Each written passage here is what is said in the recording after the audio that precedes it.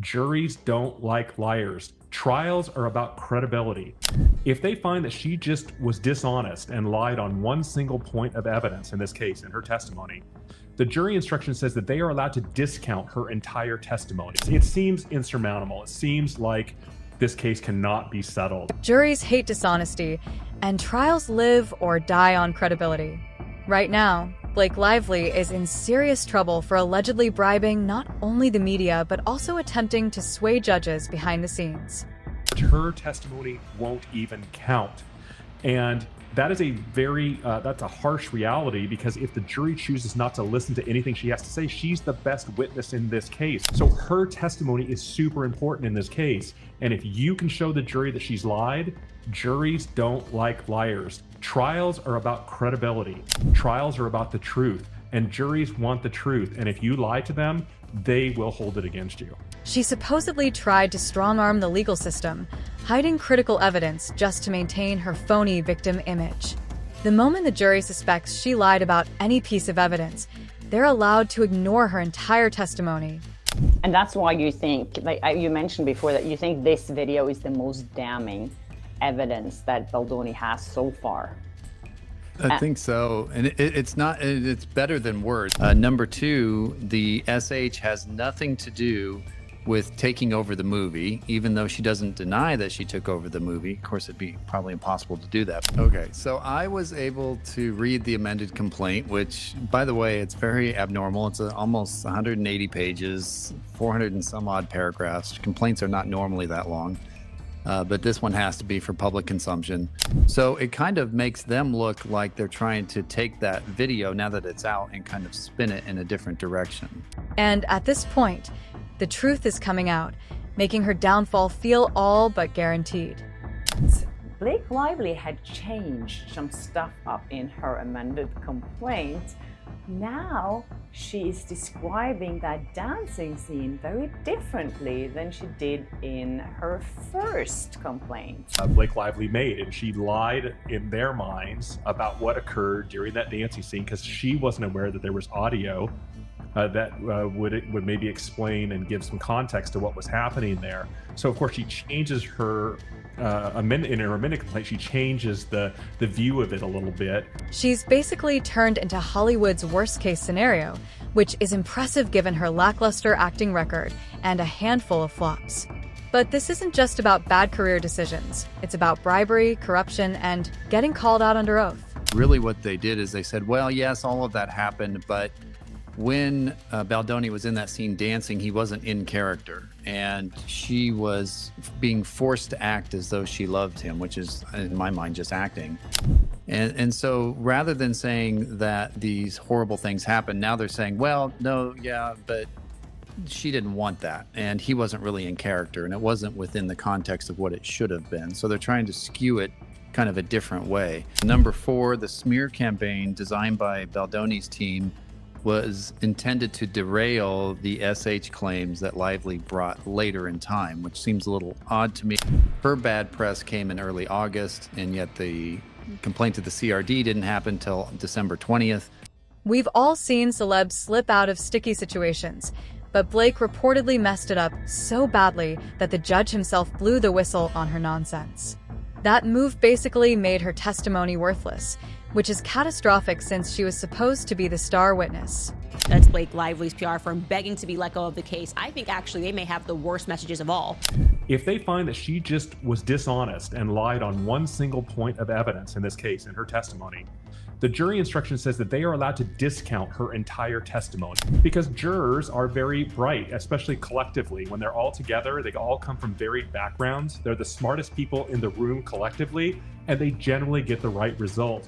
And you better hope that these HR complaints are genuine and credible. There's some credibility to them, because if we do learn that these were brought about by Blake Lively and her team, it's just going to compound already all the other bad facts that they're dealing with. Her lawsuit against Justin Baldoni started off as a joke and only got more extreme when rumors said she and her people tried to pay off a judge to bury damning evidence. The desperation level is insane. One minute she's bragging that she has receipts, the next she's panicking about whether she can ever show her face again. I think they probably won't listen to any experts or advisors or lawyers at this point. It doesn't sound like this because they make so many mistakes and bad decisions. And it's only to try to take back the narrative that Baldoni's team has done a very good job of it. And perhaps the reason they've done such a good job, the Baldoni's team, is because they have more truth on their side than perhaps Blake Lively does. Or you could get into it and just get completely obliterated, because lawsuits are not pleasant. But it sounds like you have grounds to file a lawsuit. It really is an impactful and powerful piece of evidence that's going to go against Lively, and that's why her deposition is not going to be pretty. There were two new women who were willing to testify against Baldoni that they have been allegedly felt uncomfortable on set, but they didn't name them. But now it's already kind of leaked who they are. In reality, if you prove she lied on even one detail, the jury can ditch her entire version of events. Judge Lyman, clearly fed up with the media circus, called it a war between PR firms, not a legitimate legal fight. Translated, it's a Hollywood circus, and he's done playing along. Court cases are supposed to expose the truth, and jurors hate being lied to. If they suspect you're faking it, they'll toss you aside fast. And so it's not just a lawsuit, it's a PR campaign. The fact that they didn't include the names, in my mind when I was reading it, made it felt like it wasn't real or it wasn't very credible. Leaked HR complaints that was circulated around last week, and a lot of people commented on them. They were not picked up by the press because they looked quite suspicious. This is insane. What are you talking about? She genuinely is not aware of how insane she sounds. Right now, both sides are under strict orders to kill each other, and that's what's happening. Both sides are trying to kill each other, and right now Baldoni's team is winning hands down. Public opinion is completely behind him. While Team Blake Lively may think they have the upper hand, sources say she has no idea what's coming regarding her battle with Justin Baldoni. Let's rewind to the start. Blake slapped Baldoni with a lawsuit, painting herself as an innocent victim straight out of a schmaltzy love story. She insisted she had airtight evidence and claimed Baldoni was the ultimate villain. Then, surprise, she got caught making things up. So she tried rewriting history like a student who forgot their final essay, changing major points and stuffing in extra fluff.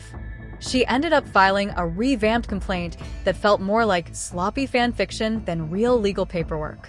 Blake Lively and Ryan Reynolds, they need to listen to their lawyers, and they need to resolve this case if possible. Blake Lively and Ryan Reynolds have hired former CIA agents with a proven track record of lying to the public, gaslighting the public. You're basically saying you're a liar. You misrepresent who you are in the court of public opinion. They've lost. Because not only could it be not good for the legal case, it's going to be an absolute nightmare for the PR side. And so I think the sooner that they can kind of figure out a path out of this, the better. There's a lot of comments that she puts in here that you're just like, why would you want to take over someone's movie? The outfits in this end are so out of touch. No, we don't want to watch bullies like Blake. Check this out. She crammed 180 pages into her amended complaint.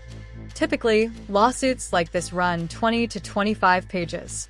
180 is outlandish. Insiders say it's a classic smokescreen. Dumps so many pages that nobody notices there's nothing concrete. Instead of a real legal argument, it reads like a PR ambush aimed at making headlines before the facts can catch up. Her big smoking gun was some video of a dance scene she claimed was totally horrifying, supposedly backing up her accusations. That's insane and that's crazy. And this is a reason why I think in the future people are just not going to work with her, because it's starting to add up. People are realizing that, I mean, it is weird how dumb they think the public is. Like, what do you mean? Why on earth would you be allowed to see every single message that someone has sent for 2.5 years, predating their PR agents? What are you talking about? You're just looking for stuff so you can embarrass them, so you can know things about them. I would never in a million years be like, yeah, you can subpoena every single text message that I have with my sisters and my friends. There's depositions, and she would have a videotaped deposition, and we think that that would be horrible for her to actually appear for a videotaped deposition in this case, meaning she has to hopefully resolve this case before then. She wanted everyone to believe she'd been forced into something awful. Then the raw footage popped up, showing her perfectly at ease and even smiling. Legal experts shredded her claims, and her own publicist likely had a meltdown. After that, She switched gears, saying Baldoni wasn't in character, and she was forced to act like she liked him, as if that isn't literally what actors do. Lawyers who weighed and called it laughable, noting how a single proven lie can make a judge tell the jury to disregard everything else you say. And that's just it. Lively seems to have spun a web of multiple lies. If this fiasco makes it to trial, she's in a heap of trouble.